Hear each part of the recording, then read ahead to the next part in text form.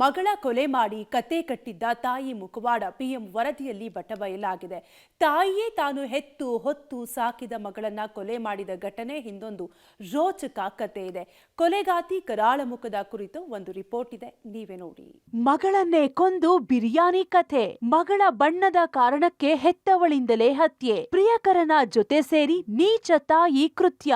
ಹೆತ್ತ ತಾಯಿಯೇ ಮಗಳ ಮರ್ಡರ್ ಮಾಡಿದ್ದು ಬಿರಿಯಾನಿ ಕತೆ ಕಟ್ಟಿದ ಘಟನೆ ತಡವಾಗಿ ಬೆಳಕಿಗೆ ಬಂದಿದೆ. ಮಗಳನ್ನ ಕೊಂದ ತಾಯಿ ಬಿರಿಯಾನಿ ತಿಂದು ಜೀವ ಬಿಟ್ಟಿದ್ದಾಗಿ ಪೊಲೀಸರ ಎದುರು ರೀಲ್ ಬಿಟ್ಟಿದ್ದಾಳೆ. ನೀಚ ತಾಯಿ ಕರಾಳ ಮುಖ ಪಿಎಂ ರಿಪೋರ್ಟ್ನಲ್ಲಿ ಬಹಿರಂಗವಾಗಿದೆ.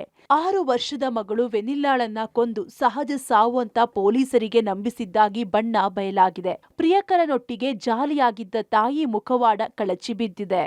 ಹೌದು, ಕಳೆದ ಮಾರ್ಚ್ 24ರಂದು ಇದ್ದಕ್ಕಿದ್ದಂತೆ ಮಗಳು ಮೃತಪಟ್ಟಿರುತ್ತಾಳೆ.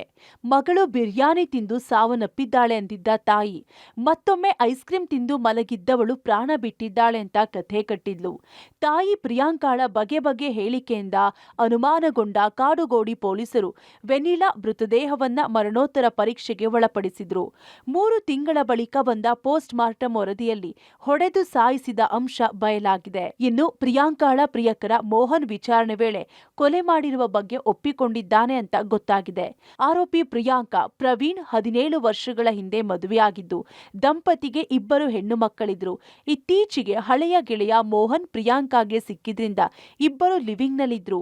ಮಗಳು ವೆನಿಲ್ಲಾಳನ್ನ ಇವರ ಬಳಿ ಇಟ್ಟುಕೊಂಡಿದ್ದು ಮಗಳ ಬಣ್ಣದ ವಿಚಾರವಾಗಿ ಭಿನ್ನಾಭಿಪ್ರಾಯವಿದ್ದ ಕಾರಣ ಕೊಲೆ ಮಾಡಿರುವ ಬಗ್ಗೆ ತಿಳಿದು ಬಂದಿದೆ. ಏನೇ ವಸ್ತು ಇದ್ರೂ ಅದು ಅವಳಿಗೆ ಬೇಡ ಅಂತ ಸರ್. ನನ್ನ ದೊಡ್ಡ ಮಗಳು ಬಂದ್ಬಿಟ್ಟು ಒಳ್ಳೆ ಟೊಮೊಟೊ ಹಣ್ಣು ತಿಂದಿದ್ದಾರೆ ಸರ್. ಅವರು ತುಂಬ ಚೆನ್ನಾಗಿದ್ದಾರೆ ಸರ್. ಅವರು ಪಾಪು ಚಿಕ್ಕ ಪಾಪು ಬಂದ್ಬಿಟ್ಟು ನನ್ನ ಕಲರ್ ನನ್ನ ಕಾಂಪ್ಲೆಕ್ಸ್ ಇಟ್ಟಿದ್ದಾರೆ ಸರ್. ಮೊದಲು ಹೇಳ್ತಾ ಇದ್ದೆ ಪಾಪು ಏನಾದ್ರು ತಪ್ಪು ಬಿಟ್ಟಿದ್ರೆ ಅಷ್ಟೇ, ಮತ್ತೆ ನಾನು ನೋಡ್ಕೊಳ್ಳೋದಿಲ್ಲ ಹಂಗೆ ಹಿಂಗೆ ಅಂತ. ನಾನೇನೋ ತಮಾಷೆ ಮಾಡ್ತಾಳೆ ಅಂತ ಅನ್ಕೊಂಡಿದ್ದೆ, ಈ ಥರ ಮಾಡ್ತಾಳೆ ಅನ್ನೋದು ನಾನು ಕನ್ಸ್ಪಿರಸಿಲ್ಲ ಅನ್ಕೊಂಡಿದ್ದೆ. ಇನ್ನೊಂದೆಡೆ ಪ್ರಿಯಾಂಕಾ ಪತಿ ಪ್ರವೀಣ್ ಪೊಲೀಸರಿಗೆ ಕಂಪ್ಲೇಂಟ್ ಕೊಟ್ಟಿದ್ದು ದೂರು ದಾಖಲಿಸಿದ ಕಾಡುಗೋಡಿ ಪೊಲೀಸರು ಆರೋಪಿ ಮೋಹನ್ ಕುಮಾರ್ನನ್ನ ಅರೆಸ್ಟ್ ಮಾಡಿದ್ದಾರೆ.